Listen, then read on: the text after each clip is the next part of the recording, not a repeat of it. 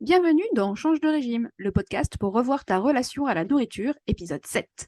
Pourquoi on mange alors qu'on n'a pas faim ou pourquoi il est urgent de se reconnecter à son corps.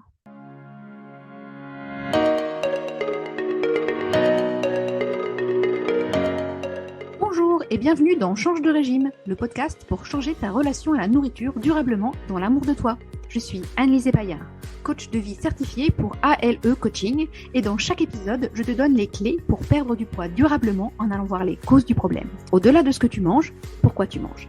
Si tu as déjà pensé que le Nutella était plus fort que toi, tu es au bon endroit. Je veux t'aider à trouver comment tu veux manger pour te nourrir et te faire plaisir, pour en finir avec l'alimentation émotionnelle et compulsive, changer ton régime de croyance et de pensée. Et si c'était facile de perdre du poids, c'est ce que je veux te faire découvrir dans ce podcast. Parce que perdre du poids, c'est possible pour toi. Dans cet épisode, on va parler de pourquoi on mange, au départ et dans la réalité, et de la vraie raison pour laquelle on est en surpoids. Il y a beaucoup d'idées reçues sur les personnes en obésité ou en surpoids, et notre société est, soyons honnêtes, assez grossophobe. On est feignant, on n'a aucune volonté, il suffit quand même de s'arrêter de manger, franchement c'est facile, non ? Eh bien franchement, tu penses vraiment que si c'était aussi facile que cela, il y aurait autant de personnes en surpoids ou en obésité dans le monde ? Moi, je ne pense pas. Et ça, c'est très utile parce que ça ôte le côté culpabilité. Parce que cette culpabilité, elle n'est jamais bonne conseillère ni utile. Et donc, toujours une option. Alors donc, pourquoi est-ce qu'on est en surpoids ? Parce qu'on mange plus que notre faim. On mange plus que ce dont notre corps a besoin. C'est pas très compliqué, on peut le tourner dans tous les sens, c'est logique.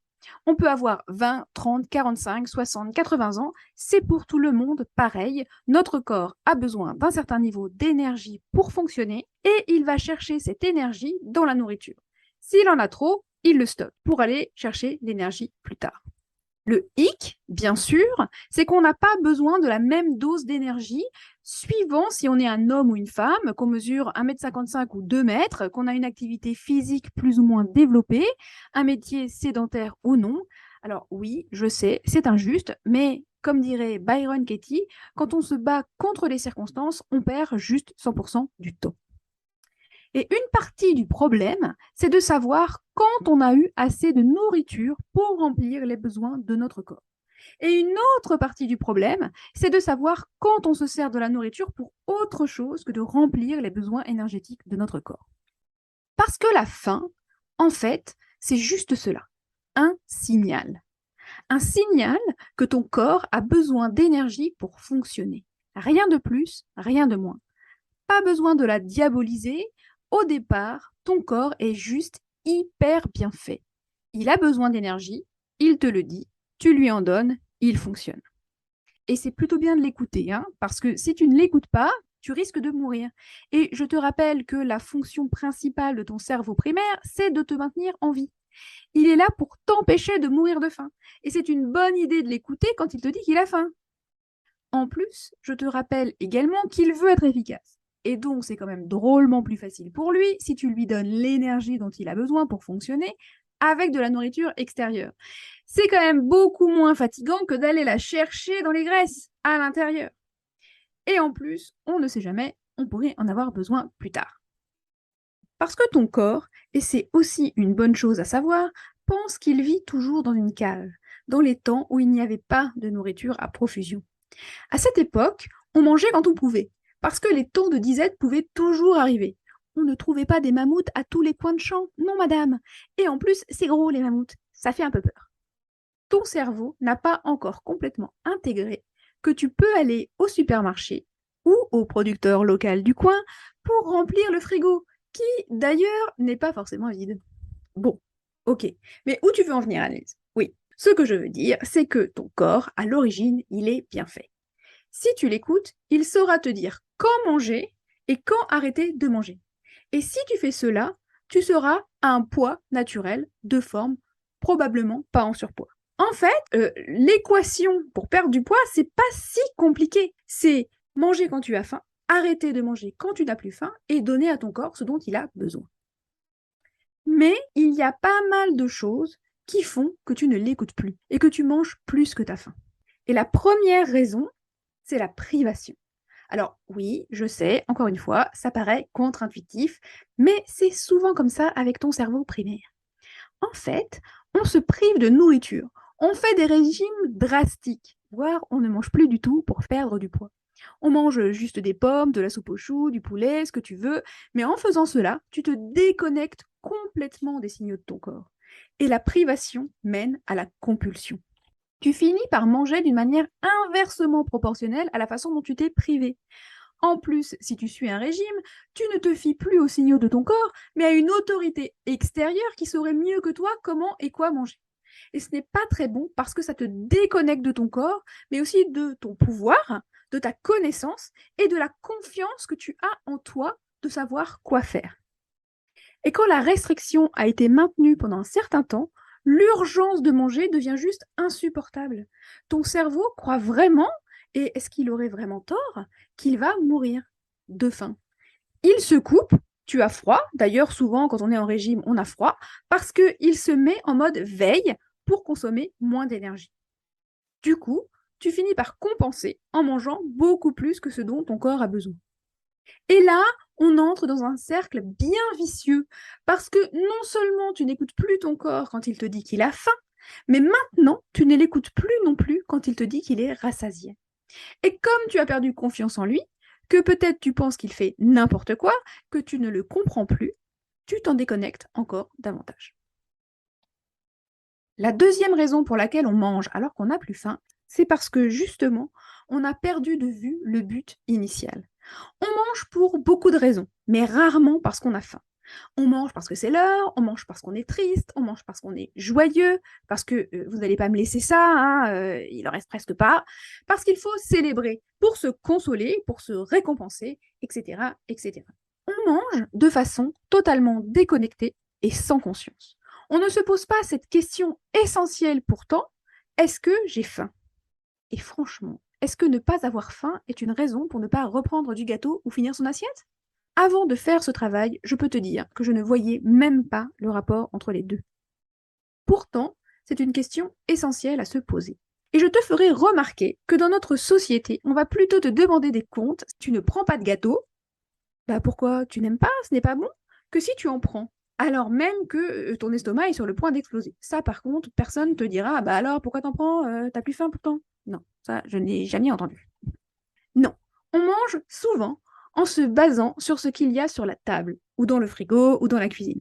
En fonction de l'heure de la journée, il est 20 heures, quelle importance qu'on soit sorti de table à 16 heures le jour de Noël, c'est l'heure de manger, ou il est 7 heures, je me lève, bah le petit déjeuner c'est quand même le repas le plus important de la journée, faudrait pas se demander si on a faim ou pas, ou des circonstances de l'habitude. Et du coup, si tu ne t'es pas demandé si tu avais faim avant même de manger, comment veux-tu reconnaître quand tu as assez mangé et que tu peux t'arrêter? En vrai, la seule bonne raison de s'arrêter, c'est souvent quand tous les plats sont vides, non? On ne va pas en laisser, on ne va pas gaspiller. Il y a des enfants qui meurent de faim quand même. On mange aussi pour des raisons émotionnelles, pour ne pas vivre nos émotions. Quand on est triste, on mange. Quand on est en colère, on mange. Quand un tel a dit blablabla, je mange. C'est devenu une habitude pour ton cerveau, sa façon de relâcher la pression. Enfin, ça, c'est ce qu'il croit. Parce que si tu ne la vis pas, laisse-moi te dire que l'émotion va rester là et même revenir encore plus forte. Donc, la solution, c'est de manger ce dont ton corps a besoin. Et pour ça, beaucoup d'entre nous ont alors tenté la solution de suivre un régime ou d'aller voir un nutritionniste, quelqu'un qui aura autorité et qui pourra nous dire exactement quoi manger. Et alors là, attention, je ne suis pas en train de dire que c'est une mauvaise idée. Je pense au contraire que ça peut être très bien de se faire aider. Mais le problème, c'est que le régime de ton magazine féminin, il n'est pas spécifique à toi. Et personnellement, je suis allée voir une nutritionniste qui m'a, semble-t-il, donné une feuille assez type et qui n'avait pas l'air spécialement faite pour moi. En plus, je t'avoue que quand on commence à me parler compléments alimentaires, je grince des dents parce que, encore une fois, ça ne permet pas de retrouver ton pouvoir, de savoir comment tu veux manger, pour toi, pour ton corps, quelle est la quantité qui te convient. Et ça revient à dire que si tu maigris, c'est grâce à des compléments alimentaires, pas aux actions que tu mets en place toi. Attention, je ne dis pas que ce n'est pas une bonne solution. Je pense que certains nutritionnistes font un travail exceptionnel et que certes, des compléments alimentaires peuvent sans doute aider. Là, je dis juste que moi, je pense qu'il faut que ce soit vraiment adapté à toi et à ton corps. Et que d'ailleurs, c'est un travail qui peut être totalement complémentaire avec le coaching.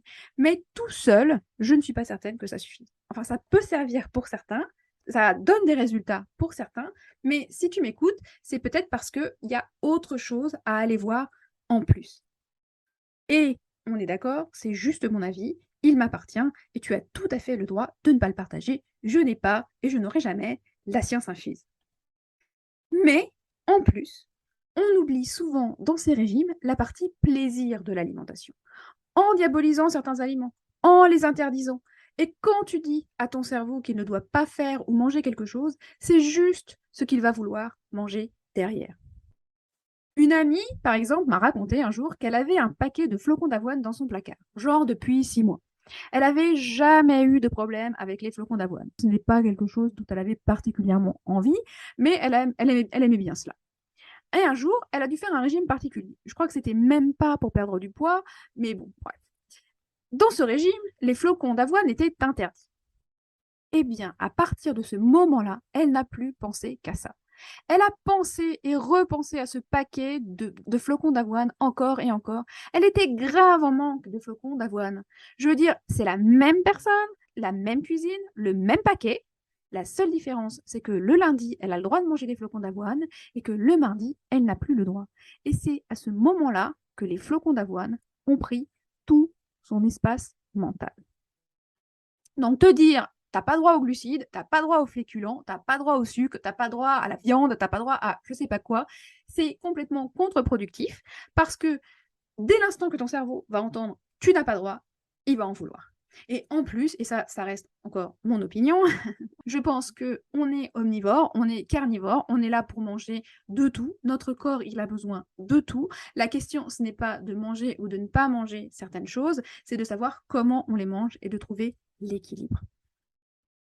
Donc, en gros, si tu fais un régime où tu n'as pas droit au fromage ou aux glaces, je te laisse deviner ce que tu vas vouloir manger demain. Donc, tout ça pour dire que ce que je trouve utile, c'est de te reconnecter à ton corps, à tes besoins, à tes sensations de faim et de satiété. Franchement, ce dont les personnes qui travaillent avec moi ont besoin, ce n'est pas vraiment de savoir quoi manger, mais de savoir comment être devant un buffet et de ne pas se péter le ventre.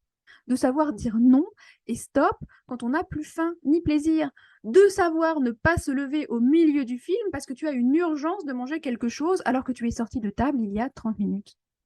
De devenir l'experte, la décisionnaire de non pas ce que tu dois ou que tu ne dois pas manger, mais de ce que tu veux manger et quand et t'y tenir.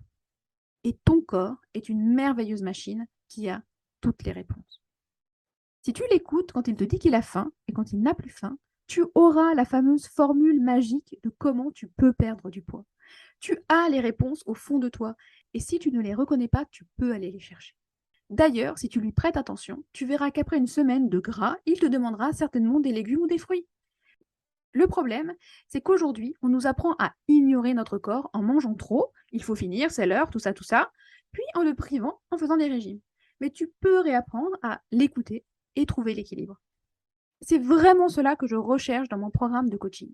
Que tu trouves comment tu veux manger pour te nourrir et comment tu veux manger pour te faire plaisir. Et le faire en conscience. Et comme je ne suis pas nutritionniste, justement, je ne te donnerai pas de plan alimentaire. C'est toi qui le feras. Et franchement, j'ai envie de te dire, les règles, je suis certaine que tu les connais. Bon, alors tu vas me dire, comment est-ce que je me reconnecte à mon corps, Annelise? T'es bien mignonne. Eh bien pour ça, je te conseille à nouveau les 2 outils dont je t'ai parlé dans l'épisode précédent. L'échelle de la faim et l'échelle du plaisir. Manger en conscience, c'est une partie très importante du travail. Reconnaître que tu manges, quand tu manges, sortir du mode automatique privilégié par ton cerveau primaire pour être efficace. La première chose que je te conseille de faire, c'est de regarder ce que tu fais, de regarder comment tu manges, de te demander pourquoi tu as mangé. Et une fois que tu seras reconnecté à ton corps, que tu auras pris conscience de ce qu'il se passe, on pourra aller voir pourquoi tu continues de manger sans faim. Et ça, c'est la partie émotionnelle du travail. C'est là où le coaching prend toute son importance, parce qu'on va voir les raisons, on va voir ce qu'il se passe en décortiquant les choses. Et personnellement, je t'invite à ne pas mettre d'aliments de côté. Oui aux pâtes, oui aux glaces, oui aux burgers et au chocolat. Oui, bon, évidemment, si tu ne manges que ça, tu ne perdras pas beaucoup de poids. On est bien d'accord que pour perdre du poids, tu veux changer un minimum de choses. Il va falloir changer certains comportements alimentaires. Mais si tu les manges en conscience, quand tu as faim et quand tu as du plaisir, alors je peux t'assurer que ça fera toute la différence. Voilà ce que je voulais te partager aujourd'hui. J'espère que ça t'a plu. Si c'est le cas, n'hésite pas à mettre un commentaire et une note 5 étoiles. Ça m'aidera beaucoup à faire décoller mon podcast. Et si tu veux apprendre plus et avoir plus d'infos, je te conseille de t'inscrire à ma newsletter. Ce n'est pas compliqué, c'est un mail par semaine tous les vendredis matins. Je te partage des astuces et des conseils. Pour ça, rien de plus simple. Va sur mon site www.alecoaching.fr, tout attaché de minuscules, et tu trouveras un formulaire pour recevoir mon cadeau gratuit, mes astuces pour arrêter de binger et t'inscrire à ma newsletter. En attendant, je te dis à la prochaine pour un nouvel épisode. Et n'oublie pas, perdre du poids, c'est possible pour toi. À très vite!